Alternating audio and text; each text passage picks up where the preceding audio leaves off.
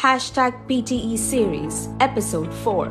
Welcome back to our PTE series. Today we'll be exploring the difference between PTE and IELTS. The PTE and IELTS are both respected language proficiency tests.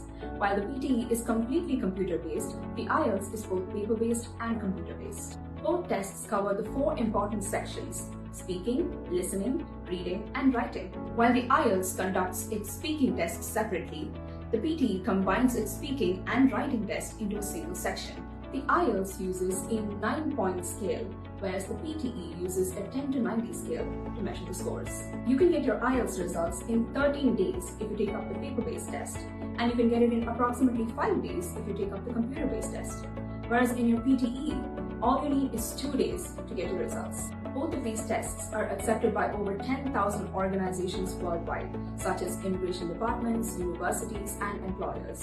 Follow us along for other useful information and tips on PTE formats, preparation strategies, and useful tips to support your PTE journey successfully.